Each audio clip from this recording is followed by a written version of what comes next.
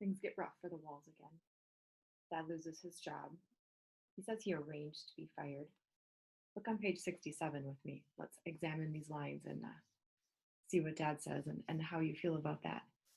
He says he arranged to have himself fired because he wanted to spend more time looking for gold. Is that true? Dad does like to tell stories. What happened to his job? Why did he get fired? Maybe he didn't show up for work. Maybe he decided to quit. Maybe his drinking got in the way. Food becomes scarce again after Dad loses his job. What do you think happened to that can of corn? Take a look on page 68. Dad comes home with food. Finally, they've been so hungry for days. He finally comes home with food, and the can of corn disappeared within minutes. Near the 3/4 of the way down on page 68, Dad was too busy making deviled ham sandwiches to launch an investigation. Who do you think ate the corn? Do you think one of the kids took it? I don't. Dad? He didn't launch an investigation. Maybe it was Mom. And then on the next page, or 2 pages in, 2 pages, next page, where are they eating the margarine? Page 69, Mom is so upset about the margarine. Oh, first of all, can you imagine taking a bite of just margarine? Like if you're really bored, go take a bite of just margarine. Nasty. But Mom is upset that they ate the margarine. Why is she really upset? Inference here, this is critical thinking. Is she upset because she wanted to make bread? Or is she really thinking that she wanted the margarine for herself? Oh, food is scarce. On page 69, we learn that Dad is gone a lot. Where is he going? Near the bottom of the page, Mom says you spend your whole day at the Owl Club. That's the bar, remember? Is that where he is at all the time? Is he out drinking? What about Mom? She says on page 69, it's not my fault you're hungry. Don't blame me. Do you think I like living like this? Do you? And then, very interestingly, on page 70, on the very bottom, we find out that Mom has a teaching degree. She has a college degree. Why is she not going to work? Why is she sitting at home? I know that she dreams about being a painter, and dreams are important. Hold on to your dreams, right? Should she hold on to her dreams right now? Or should she go get a job and maybe do her painting in the evenings? Is it her fault? Should she be doing more? There's a lot of fighting going on between Mom and Dad. On page, which page? On page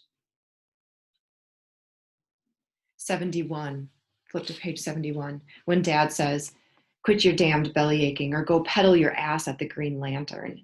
Remember, that's the brothel, the prostitute house. Dad's drinking again. We see that again and again. We're seeing fighting happening again and again.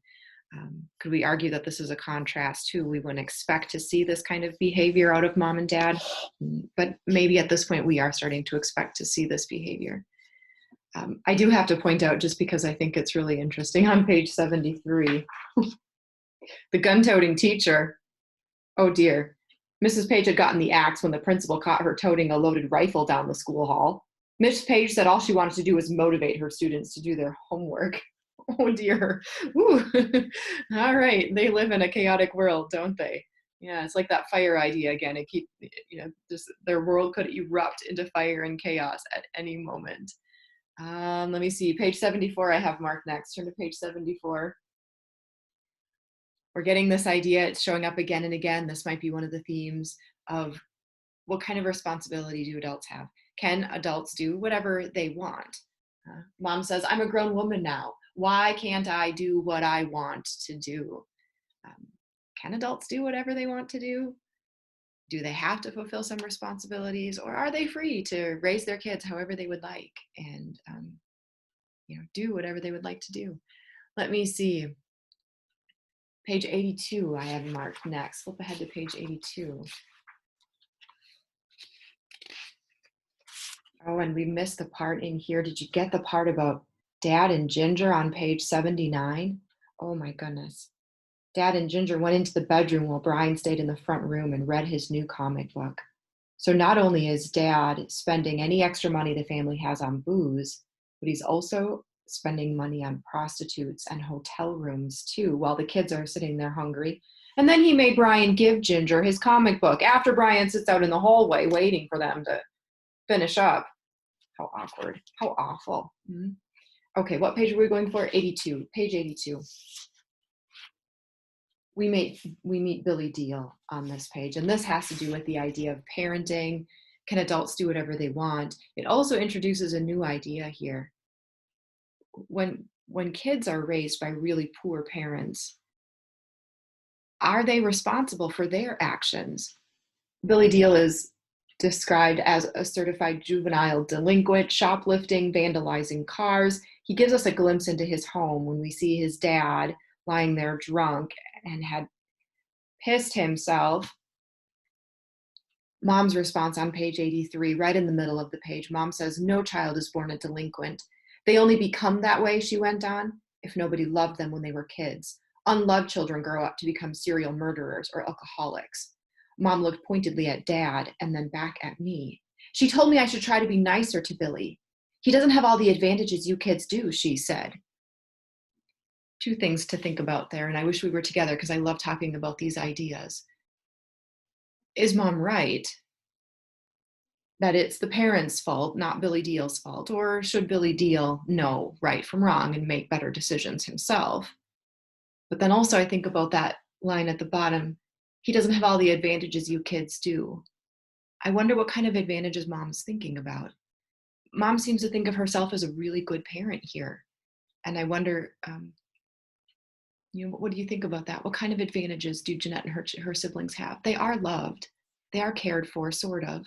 They don't have the basic needs like food and warmth all the time. But they do have parents who are there, I suppose. Usually when Dad's not in the bar.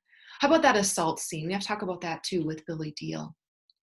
On page 87, they're both so young. Let's remember their ages here. Jeanette is 8 and Billy Deal is 11 in this scene.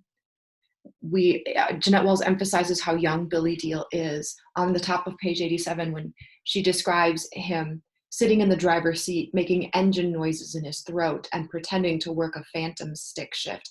So he's so young yet that he's still like playing at cars, like he's still playing at cars. He's so young. Does he know what he's doing when he assaults Jeanette? And then when he proudly says, "I raped you," does he know what he's doing? And on some level, he's got to know. Surely he knows that it's wrong. Does he know how wrong? Where would he have gotten these ideas? Is Billy Deal responsible for his actions at this point? Or could his actions be blamed on poor parenting, poor role models, poor living conditions? I wish we were together. I want to hear your opinions on this one. Is Billy Deal responsible? Or do you feel some pity for Billy Deal? Or do you think he is just a pathetic loser who needs to figure out the difference between right and wrong? Yeah. So we see a lot of ideas repeated again and again here. Parenting. Will you parent your children the same way you were parented? Will you make different decisions? We see drinking showing up again and again. We see the idea of, can adults do whatever they want to do? And what are the consequences if adults do whatever they want to do rather than perform or carry out their responsibilities?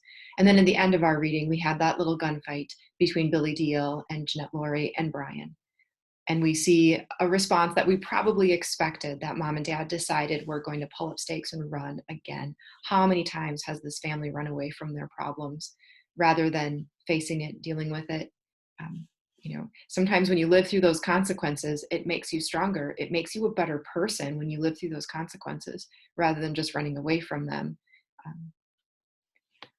The next chapter of their life will take place in Phoenix with their grandma.